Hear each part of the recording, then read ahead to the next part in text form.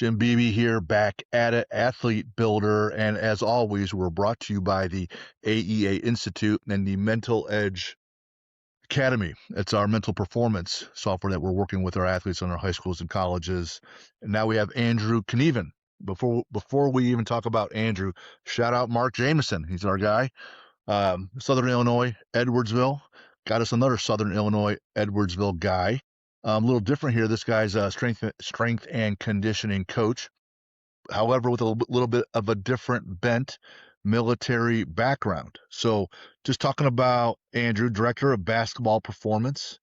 It seems like everywhere he goes, he does well, where he takes over. I'm looking at it right here. It says conference tournament championship. So, and then he's at Cincinnati in Texas, where they have national championships in volleyball and rowing. He has all the letters, got his master's, has his CSCS from the NSCA, so all the alphabet soup after his name, got that. But also an infantry Marine from 2014 to 19, tours in Afghanistan. So we got Andrew on today, different background. We're going to get into that. What the lessons learned from the military, the lessons learned from strength and conditioning, how there's overlap or not. But first, right at the bat, Andrew, thanks for being here. Yeah, I appreciate you having me on. I'm looking forward to getting into it a little bit with you. For sure. The Olympics are on right now, and by the time this episode releases, the Olympics will be over. What are your favorite sports to watch in the Winter Games? Oh man, that's a tough one. I'm not really a big Olympics guy. I will say curling interests me, just because I don't really get it, but it's fun to watch. Other than that, snowboarding is pretty cool. I'm always impressed by like the ones where they come down from a super high landing. They're able to absorb that impact pretty well. So yeah, those would be like the ones that I'd be most interested in watching. But I'd say top of the list is curling, just for the uniqueness of it. Right. When you're in the strength and conditioning world and you have athletes doing depth jumps or they're jumping off of things where they have to absorb force, you're a bit sensitive, or at least aware, like, oh shoot, they must have some real ability there to absorb impact. And you're right. If you were to perform in an Winter Olympic sport, what's one that you'd be interested in doing?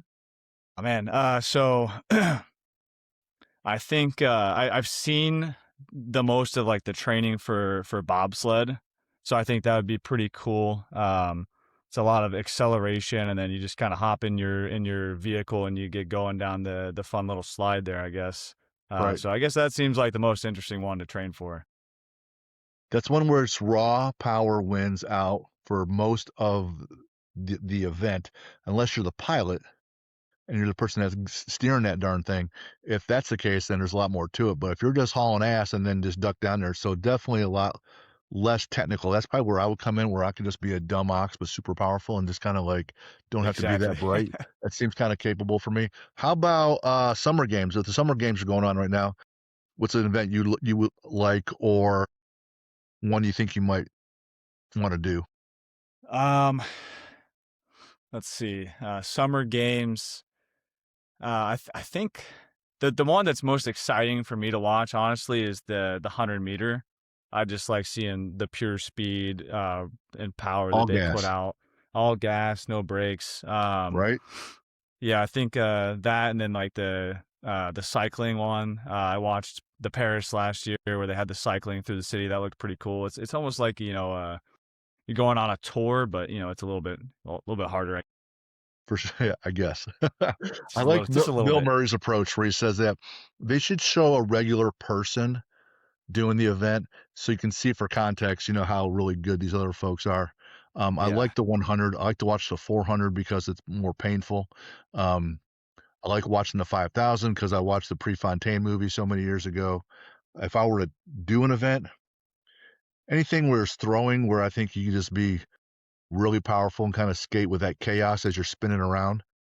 Lift heavy, be powerful, work on your technique, go home, drink beer. Okay, well, I'm pretty sure that's not what they do, but and for this past weekend they had the NBA All-Star game, and it says you're director of basketball performance. Do you have an NBA team you cheer for, you care about, or not so much? This is probably going to get me in trouble with somebody, but I actually don't watch a ton of basketball. I obviously watch college because I'm interested in what's going on with within my own organization. But yeah, no NBA team. Big fan of like KD, Kyrie, those kind of guys that have that unique play style. But yeah, I don't have a team I root for.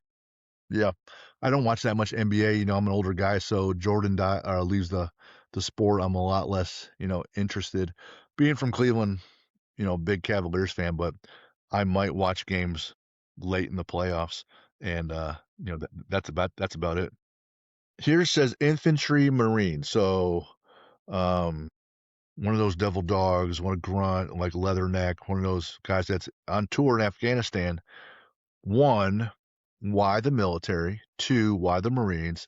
And three, what was your welcome to the Marine moment where you're like, shit, this is real now. This isn't just looking at a poster, thinking about it. This is serious. So why the military? Two, why the Marines? And three, holy cow, what's going on? Yeah, I mean, I've always had an interest in the military. Obviously, that those are a bunch of guys that go out there and they sacrifice for our well being, right? So a lot of respect going that way. But um, I kind of joined. I wanted to join on my own, but I also wasn't very good at football, which is the sport that I played in high school. So I knew I wasn't going to college for that. Um, and I also just didn't really like school. Ironic that I ended up going to get a master's after that, but um, yeah, I didn't really like school. Wasn't good enough to play sports in college. So I was like, hey, the military is the route for me. Um, the Marines specifically, I figured, if I'm gonna do something, I wanna be the best at it, and they're the best branch of the military. Obviously, you got your special forces in the Army and the Navy, but just general, uh, infantry, which is the job I wanted to do. The Marines are top of that totem pole. As far as welcome to the Marines moments, there's honestly a lot of them. So you get to Paris Island or San Diego. I went to Paris Island. When you get off the bus, everyone's yelling and screaming at you, and there's these yellow footprints that are on the ground outside the gate at Paris Island, and they're positioned at attention. So you got your feet about 11 to 2, 10 to 2, and you're standing there getting yelled at, standing at attention on these footprints, and that's the moment when you're like, I probably shouldn't have done this. Like this was a bad choice. But yeah, that was kind of the first one, and then I think a lot of people will agree. Like boot camp, you kind of get used to it. Once you get to those final weeks, you're like, man, I got this. I know what to do. I know how to be a Marine.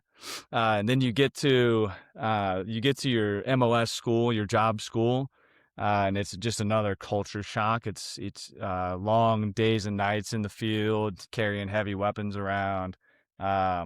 And then you think you've made it there, and then you get to the fleet, you get to your permanent duty station, and it's just a whole whirlwind of you know long weeks in the field, hazing when you're not in the field, hazing when you're in the field. It's there's definitely a lot of welcome to the Marine Corps moments. But yeah, maybe we can get further into that a little bit later in the podcast. Did at any point in time were you thinking, you know what? How do I get out of this? There's always that moment in boot camp, and a lot of people take the opportunity, but there's always the moment where if you get an injury or something happens, severe, they'll kind of put you in a reserve platoon, and then if you can never really get out of the reserve platoon, then they'll kick you out.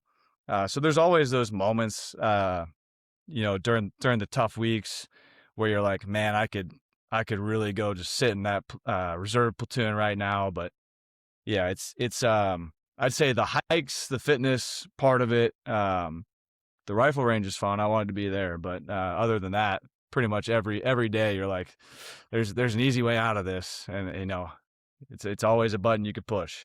Yeah. Just consistently don't meet the standard. They'll find a way for you to be somewhere else. Do They'll figure you it out. said your MOS. What was your job? What was your job duty?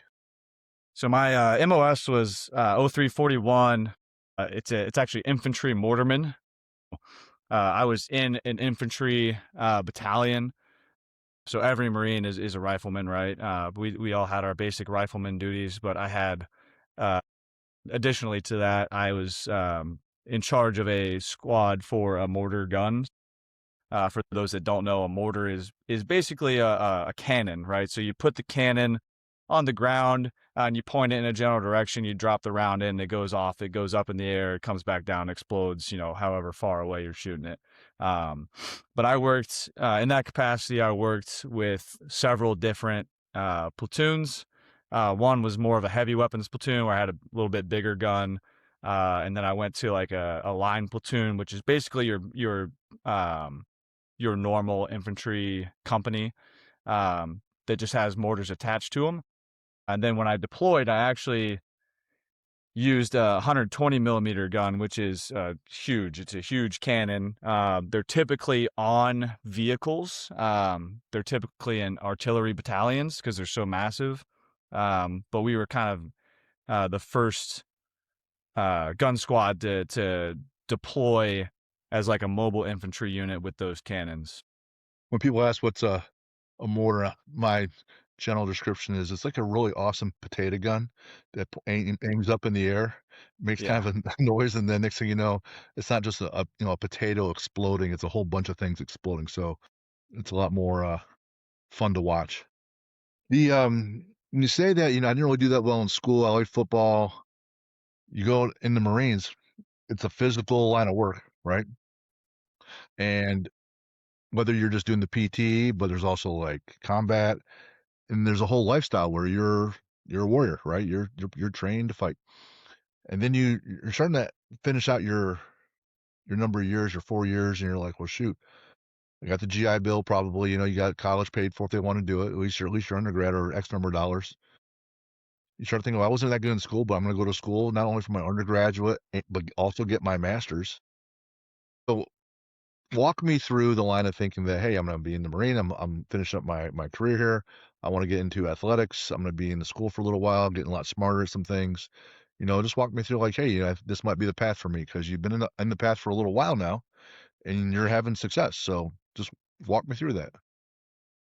Yeah, so I think a lot of kids would identify with that, right? You get out of high school and you that's kind of all you know is the education side of things. So I was done with that for a while, and then I got 4 years away from it, and then I was going to get out because I knew for a fact I wanted to get out. I had kind of had my time there. Um, but one of my influences in high school, because I loved playing football a lot, but I wasn't very good at it. So naturally, I gravitated toward the weight room side of it, which is probably a familiar story for a lot of people. Um, but I really looked up to the strength and conditioning coach that we had at the time. So I kind of reached out to him. He was like, "Hey, if you wanna do this, you need to get your CSCS. Requirement for that is a bachelor's in a health related field." So I started looking into that, close to home. University of Cincinnati is right down the road from where I grew up. So I went there, started doing the bachelor's, interned for a few months with Olympic sports down there, and interned with men's basketball down there. Um, and I kind of just fell in love with the physiology, kinesiology stuff, and I was like, hey, like if I'm gonna do this as my career, I should probably, again, just like the Marines, I want to be the best at it. I want to have that foundation where I know a lot of things and I can apply it to what we're doing in the weight room. So I figured getting my master's was the next step in that. Nice. So, my son played football at Ball State, and one of his buddies, his name's Joey, but he went to Cincinnati Elder. I don't know if that's too close to where you went to school because you said you were near Cincinnati. But Yeah, it's he it's was uh it's down the street, but they're they're a Division 1 program. We were a Division 2. We played them a couple times maybe, but yeah, that's one of the gotcha. bigger schools. They were pretty good at football. Yeah, pretty good, right? Cincinnati, St. Xavier, there's another one I knew of, and a couple others. So yeah. Well, how's a big hotbed for football? So I get that. All right, so I see it says it right here, man. Um, National champions, Texas, not a small school, volleyball, rowing teams. Um, Start working your way up, learning more things. So you're getting smarter. with your brain's getting smarter, but also you have the overall experience of how the body works. My wife just said the other day that she thought it'd be she was, just in theory, like the Israelis require 2 years. Everybody's in the military 2 years once they finish high school. And I thought, well, 1 year you have to be disciplined. Two, you're going to have to be in shape. Three, gives you 2 more years to kind of figure your life out a little bit. And so it's harder and harder for kids today to be like, all right, I'm 18. This is what I'm doing. Right. I can tell you at 51, I can't tell you how many jobs I've had eight, maybe nine. Yeah. Yeah. Financial world MBA, 15 years, right? Running the gym, 13 years, completely different. So I like that you had some time to think about, kind of find yourself a little bit in a very structured, disciplined way, and then you come out and you're like, all right, I'm going to apply this approach, and enter this field. Yeah, You, 100%. I think that's something that is kind of pushed now is like go to college right after high school, but I would have had no idea what I wanted to do at that point. So I would have kind of just been wasting time. But I think to your point, like the 2 years required service, I'm not recommending that, but it does give you a little it does give you a little bit of time to figure out what you want to do. it does. We'll get right into this one. My values always direct my decisions, and I can tell you that Jim at 16 and 26 and 36 and 46 and now 51, the values weren't always the same. And I'd like to say they were, but I made way worse choices when I was younger. You know, being reckless, having all sorts of ups and downs. But overall, as you get older, you kind of mature, hopefully, and you make some decisions like, hey, this is how I'm going to live my life. Summarize, values you picked up from growing up, the Marine Corps, being in college, and being an adult. 2 or 3, 4, 5, 6 words, whatever. I can tell you what the six are with this podcast and the gym, but I want to hear, how they kind of guide you, Andrew. Yeah, so I'm gonna cheat. I'm gonna use the Marine Corps three core values: honor, courage, commitment. To me, I'll go backwards. Commitment is number one. If you don't have commitment to what you're doing, you can't have courage and honor in what you're doing. So to me, that's a big one. That just means, if I say I'm going to do something, or I raise my hand, I'm doing that thing to its completion, right? Um, Courage, obviously. There's going to be adversity. Is just kind of how you respond to adversity. Being resilient, being um, I'm losing the word here, but being able to bounce back from hard things and grow stronger from that. Um, and then honor. I think there's a lot of words similar to honor that you could put there. But basically, just being a man of your word. If you say you're going to do something, you're going to do it. Similar to commitment. Um, but just kind of all encompassing, being a man of honor, being someone that's trustworthy, and that even when they're not being supervised, they're doing the right thing. Hmm. So if this were like a job interview, my follow-up question would be, Andrew, describe a time in your life where you broke one of those and the lesson you learned and what happened next. Let's see.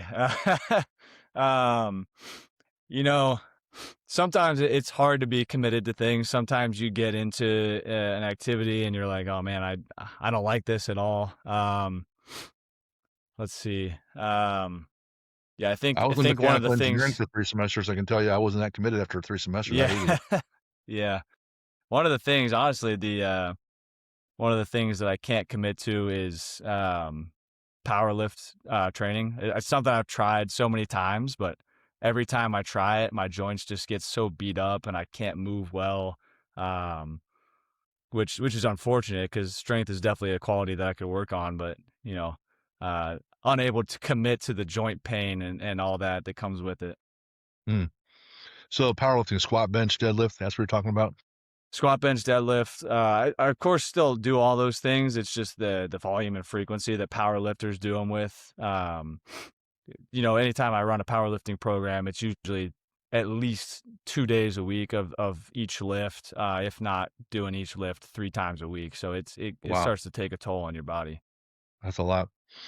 On average, I go with a more of a west side approach.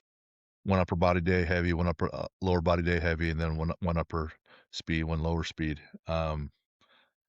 if I'm really trying to push and improve.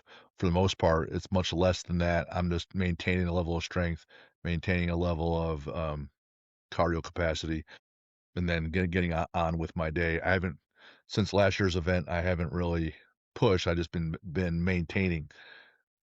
So differences. Let's get right into this because this is a topic you wanted to talk about. Differences between military and athletics. How would you sum that up?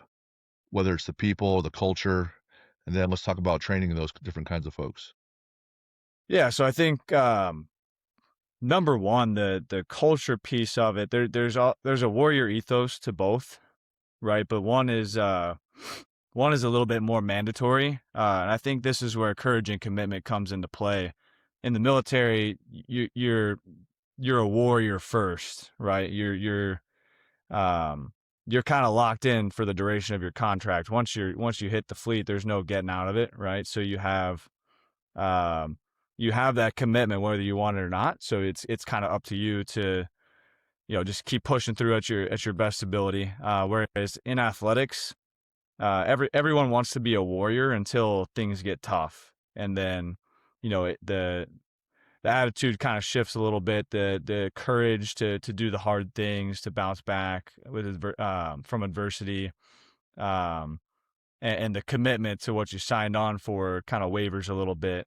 And the balance of, as a coach, knowing how to approach that is something I still struggle with. But I'm hoping that using my past experience and the experience I'm getting right now, that's something that I can improve on in the future.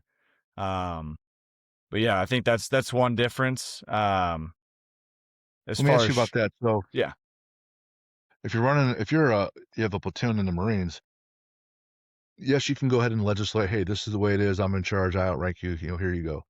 So you can legislate that, get the quality, it's not necessarily a quality leadership approach, but it's still one that has some level of working.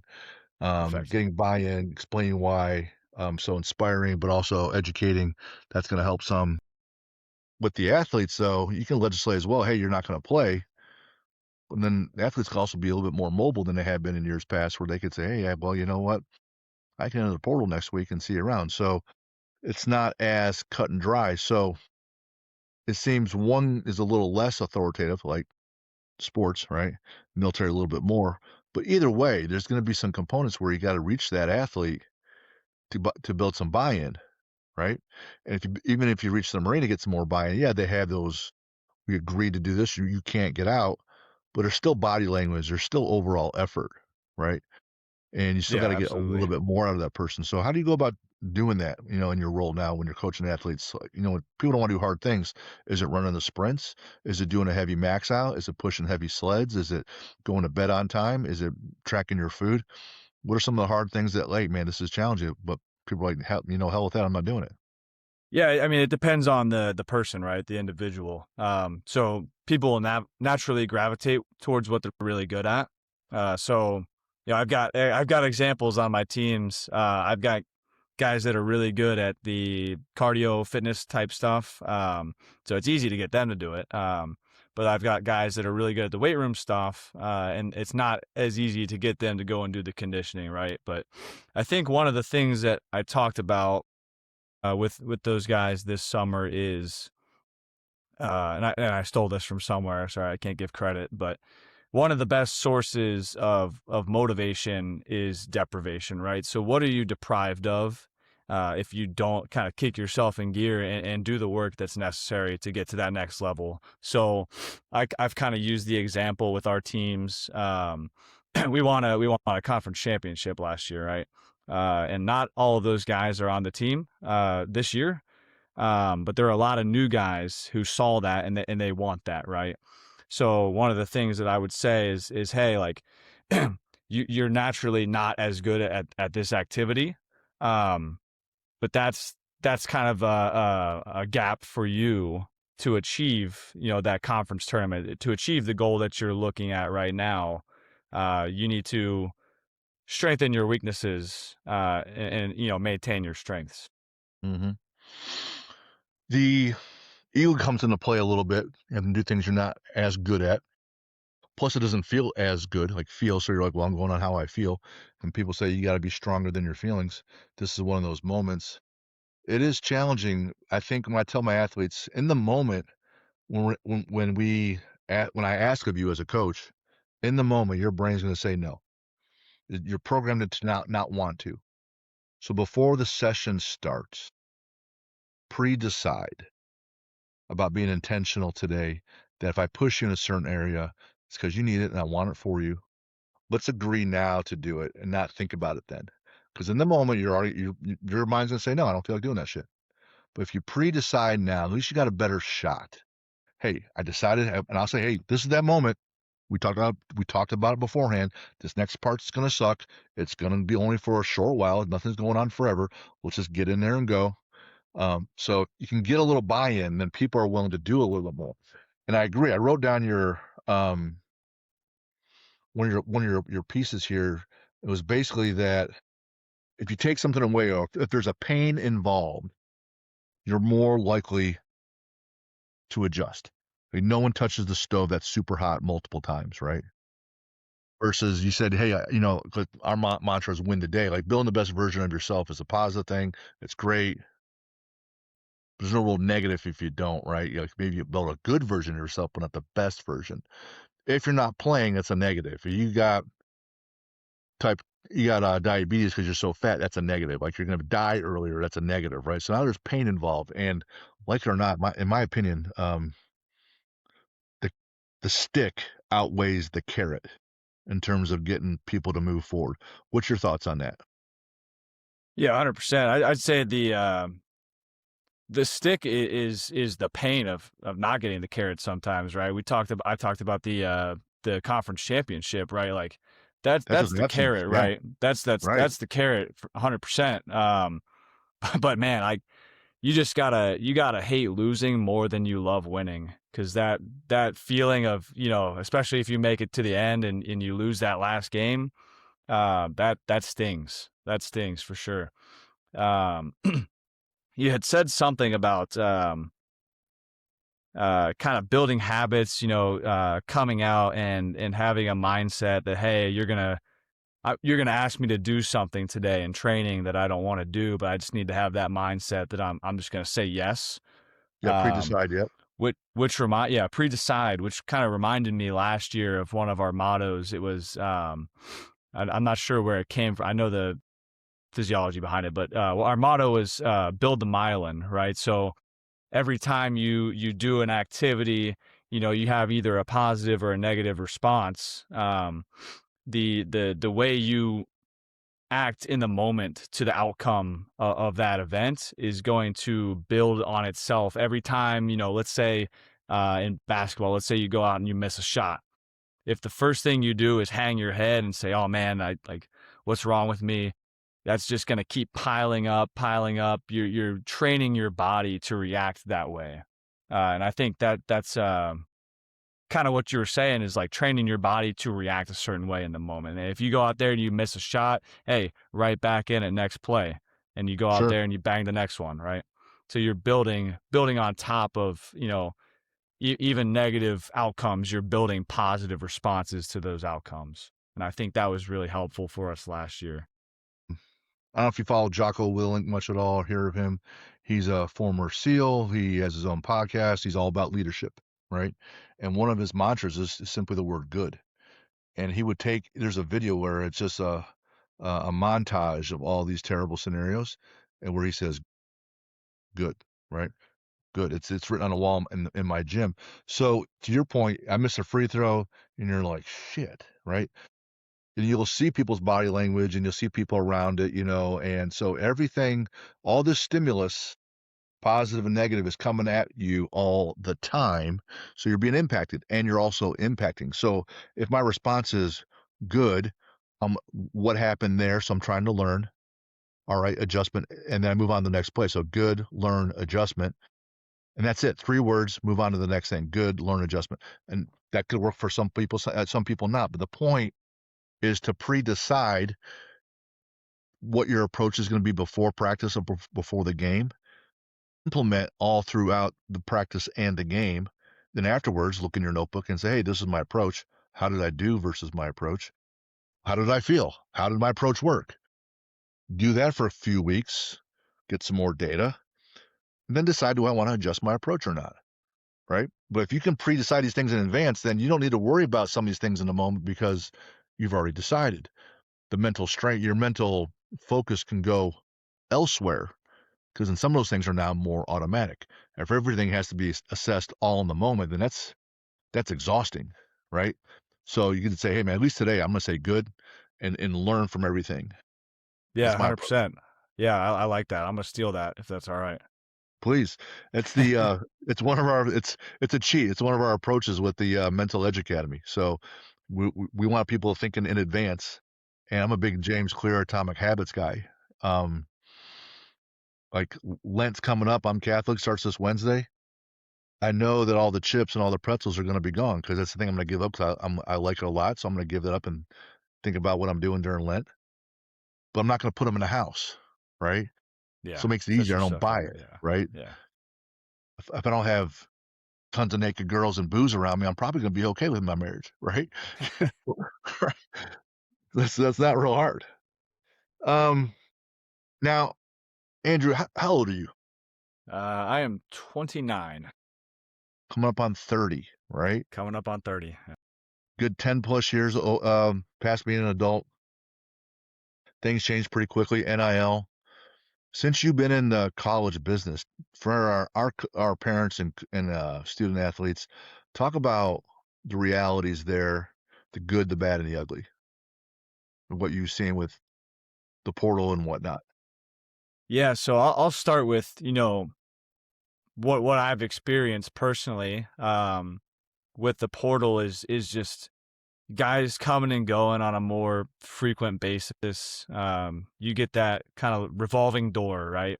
So you're getting maybe a freshman in who has very low training age, and you try to make some headway with them in your physical prep, your training, and then you get maybe 8 weeks of the summer where you're very consistent. Everything's going according to plan. Then you get into your 20 hours, you get into your non-conference play, you get into conference play, and it's a little bit more variable, right? So you don't have, um, hey, we're lifting at this time on this day, every week. So you miss a few sessions here and there. You don't progress the same in season as you do out of season. And then March hits and the kid enters the portal and goes to the next school and repeats the process, right? So one of the things that we're lacking is a long-term athletic development plan for these athletes, right? They're not at the same place. They go to the next strength coach next year, and he has no idea, what we did the year prior, what our metrics were that we're tracking, what our plan was. He just kind of starts his own thing. And then, kid transfers out next year, and he's just kind of going through that revolving door of coaches. So there's a lot of inconsistency, right? Mm-hmm. And then just, some of the things that I've heard from other people is kind of the bidding wars, right? With the NIL, like you offer a kid X amount of money to come play for you, and they're all about it. They agree. You're planning out your roster based on that person that you just signed, right? And then they go and they get offered, 2,000-3,000 more at another school, and they go there, right? So it's hard to build out your plan. Um, as you get closer to the season, you're kind of reworking some things that you thought you had and now you don't. Do you still come across students? Like I had this one, I won't mention his name, but his dad and I are good friends. He's an athletic director in high school. He played college, he coached my son who played in college. His son's gonna be playing in college. And the son plays football and he was getting offers from lower, D1 schools and some Power 4 schools, and then D2, D3, NAI. So the whole gamut. And his spiel to all these colleges was, wherever I go, I want to win a conference championship there and see what I can do at that school. I don't want to be in the portal sticking or jumping around. I want to get my degree. I want to see what I can do with that school. And the coaches are so conditioned that to not hear that, they're like, hey man, you can be here for 2 years and you can already move up and be out in 2 years. Or they're selling the kid on you only need to be here for a little while, then you can move up, right? Which not every kid can move up because it's a zero-sum game. Um, and finally, one of the schools said, hey, you know what? We'll help build around you. And if you want to be here for 4 years, we'll help develop you. Just say that and mean it, and then we'll stick by it. And he goes, and the kid's like, yeah, if that's what you mean, this is what I mean. And then that's where he signed. And he's really happy and content. Do you still come across kids at all that say, hey, man, like, I just want to be here and see how it goes, right? Or is that completely gone? I think you still have some element of it, right? There's obviously the hometown kids. Like I can think of a couple kids on our roster that have been here for a few years, and they're bought into this program because that's kind of what they grew up with, right? Got a lot of relationships in the area, got good relationships with the coaches and all the athletic staff. So you got that crowd. And then you also have the crowd that, like you said, I'm coming in here because I want to win I want to I want to work for this team so that we can win a conference championship, right? And I think that's one of the better kind of kids that you can have on your roster, right? They're not in it for themselves. They're not necessarily thinking long term. They're thinking short term, right? They want to win that conference championship. Um, but the mentality of, I'm going to come into the program. I'm going to work my butt off, whether it's 40 minutes on the court or whether it's, scout team every week, just helping sharpen our guys that are playing a little bit more. Doesn't really matter to me if I'm playing or not. I'm here to make the team better so we can win a championship. And I think that's one of the better kids you can have on your roster right now. And then you do have your kids that are, just there because that was the best option they had. And they'll look for the next best option next year. Sure. On the flip side, there's plenty of coaches that are doing the right thing, some that are trying to do the right thing, and some are worse than used car salesmen. Well, they'll just sell you a bill of goods and hey, here's the deal, but it's not really the deal. Hey, we care about you, but they really don't. In fact, some will just flat out lie. I've come across those too because they have liars in every industry, right? There's no place where it's safe, right? There's always going to be the bell curve where people are doing those things. Talk about how like that part alone, like if it's not he said, she said, but if the kids can't believe the coaches and the coaches can't believe the kids, then how do you guys build your culture? Because, you talk about, honor and courage and commitment. How do you guys build a culture? And if you have this answer, you're probably going to be a lot wealthier in the next 12 months, right? Because this is really kind of the thing, right? How do you build a culture when there's that dichotomy of just being honest and transparent and truthful about what you're trying to do? Yeah, I think you just start by defining what a team is. And to me, the definition of a team is a group of individuals that come together for a shared purpose, right? If we come to, we come to the table, it doesn't matter if we're talking about money, playing time, whatever perks you got. If I think this is the best fit for me and for the program as far as our ultimate goal, which is, the championship at the end of the year, um, I think you build a culture around that. So obviously you got different pieces that go into that and how you're going to promote and enforce that culture. But step one has to be everyone's on the same page with what the goal is. For sure. And that makes a lot, clarity of mission is what we would call that. Clarity of mission. So we're all on the same mission, we're rowing in the same direction. We got a better shot.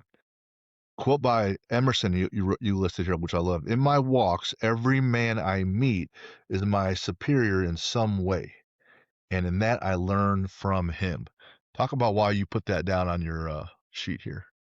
Yeah, that's something I live by because no matter how much time you spend studying a certain subject or how much time you've spent uh, on the floor coaching, you're always limited to your experience, right?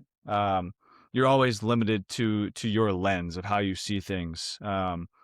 So every person you meet is going to have a different lens because we're all different people. We think differently, we act differently, um, and everyone has different information from what you have. So I think just having a understanding and a willingness to learn from others has definitely helped me grow. Um, Mhm. if I had come into SIUE 2 years ago and I had said, "Man, I know it all. I got this job. I'm the guy in charge." I'd still be the same guy I was 2 years ago. And I can tell you, I've learned um, so much in the last 2 years. And it's crazy to think that if I had, not seen other people as my superior in some way, where I'd be at now. Hmm. I had a job where I was a trader, and the owner and the boss was an ex Air Force fighter pilot. Flew also was with the Thunderbirds, and he would say, "Man, the last thing I want from you, Jim, is to be a yes man. Like I want, if you have conflict and you see something different, he goes, we want to use that Socratic method and figure it out." So when I had my coaches at my gym, I'm teaching the things that I know and going over. I'm a big conjugate guy for the most part, but a lot of times I don't use it at all. But when I talk to my coaches, they're talking about how they want to do the same thing that I do. I said, "That's great, but if you just do what I do, then you're only as smart as me. And I got to know that I'm not the smartest one. There's got to be something else that knows some other things that I don't. So find a voice, find a different idea, find something that's completely contrary and see how it is." I loved how Louis Simmons would go to a powerlifting meet, coaching everybody on conjugate, and there's a guy that he brings who squats 1,000. But then there's another competitor who climbed that same mountain to squat 1,000, who doesn't use that method at all. But they're still squatting 1,000. So he's got to know something, right? So if Yeah. you take that approach, just like you said, hey man, you got to know something, and assume you don't know everything, then you got a shot to actually grow and evolve, which for me is the most fun thing. If I sit there and I'm stuck, then I ask myself, what the hell am I doing? Right? I hate that. Yeah, I mean, you're the smartest person you know if you never listen to other smart people, right? So you gotta get out there and listen to other people. Um, One of my mentors in the field, um, he would always tell me, I don't try to go out there and find the answers by myself. Whether it's programming styles, whether it's sprint technique or anything. He always said he would go to someone that's an expert in that field and he would learn from them. And there's not just one expert in any field, right? There's a lot of different people that you can pull from. So kind of having that mindset where you're going to learn from others is just a crucial part of developing as a coach and as a human. Yes, totally agreed. Yeah, this requires a little bit of humility and putting aside your ego, which for me can be challenging and for others can be challenging too. Um, the last piece I had here. Oh, when you're dealing with, like you said, that so kids will come in, and I've seen them at like they'll come in as a freshman in college, and they could barely lunge, but they're a D1 athlete. And if you follow, like Carson Steele used to play for the Chiefs, and he was a freshman when my son was a freshman. He started at Ball State, and day one he back squatted um, 500 for 10. So there's a difference between I can't lunge and a guy who squats 500 for 10, right? At a 215, 220 body weight. That's pretty good. Yeah. Talk about a needs analysis. So basketball needs analysis is different than a thrower, different than the lacrosse player, different than a football player.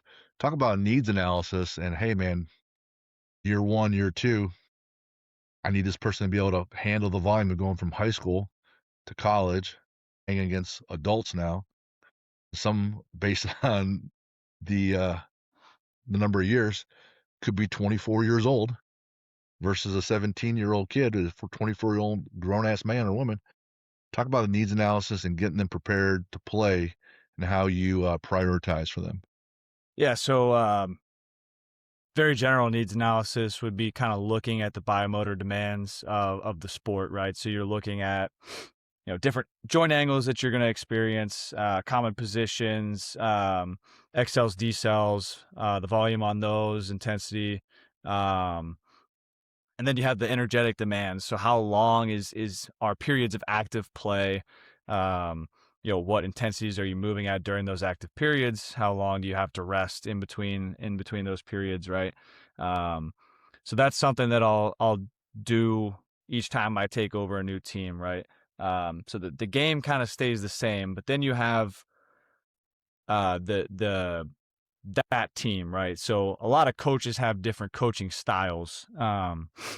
So I always say that the practice should be and is usually harder than the game, right? So you play a game for 40 minutes, but you're at practice for 2.5 hours accumulating volume, right? So the next part of the needs analysis is, what do these kids experience on a daily basis? So what is the coach's style? What do his or her practices look like? Are they doing a lot of um, low intensity, high volume? Are they doing a lot of high intensity, low volume?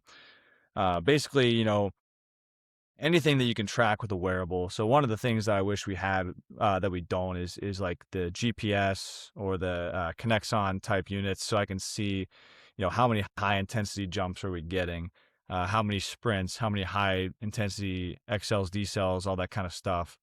Um, and you can take that data and you can work backwards to the off season, right? So we need to accumulate X amount of high intensity decels in practice. So I'll just slowly walk that back to the beginning of our training, and I'll slowly build that up over time, right?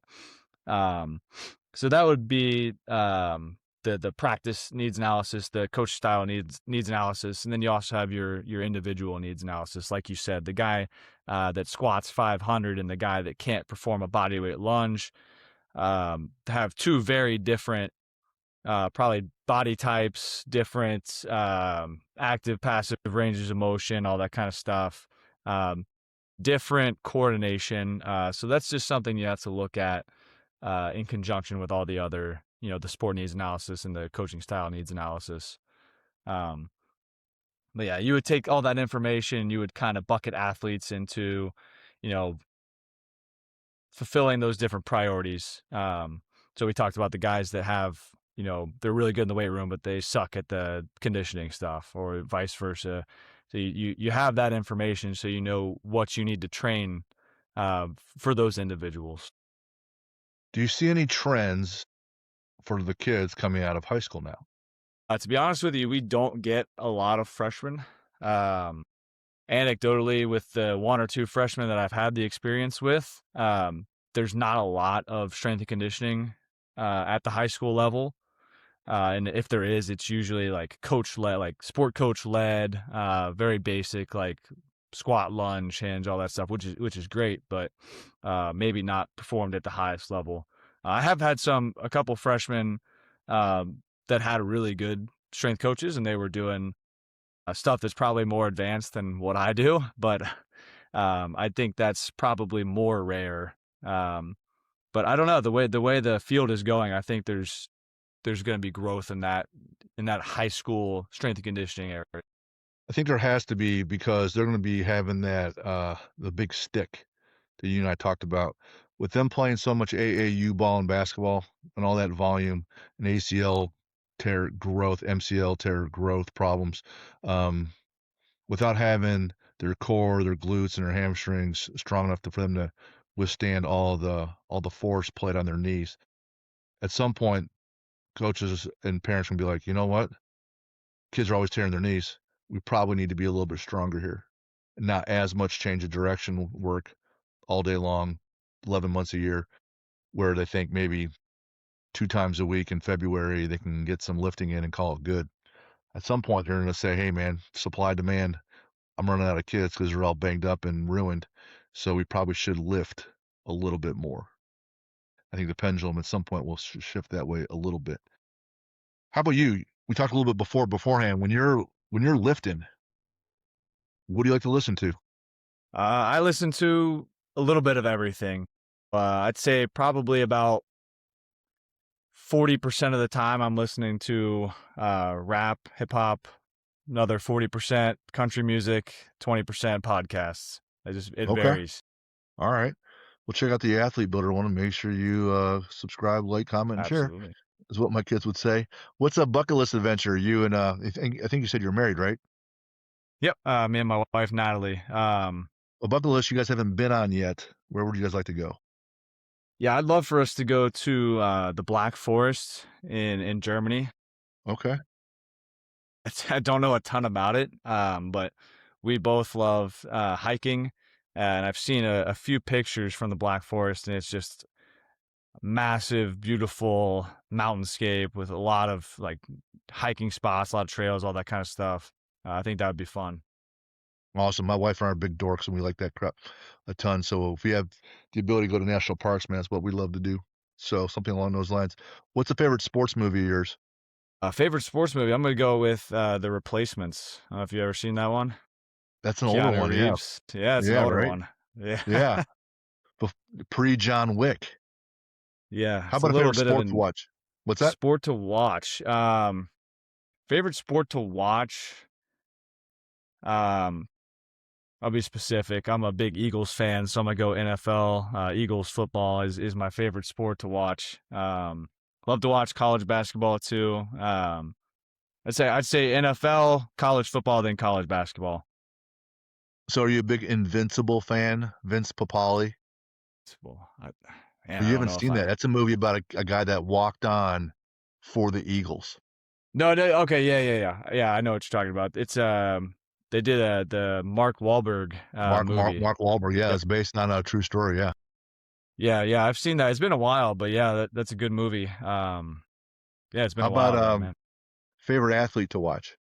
Favorite athlete, as far as highlight reels, obviously, because a little before my time, Barry Sanders was just an Amazing. incredible Yep. athlete. The way he moves was insane, and it's just fun to watch that kind of stuff. Every once in a while, you'll see a player in a sport who looks like he's just doing something totally different. Like Yeah. everyone's playing, and then there's this guy, and he's one of those. You had a book for us you could recommend?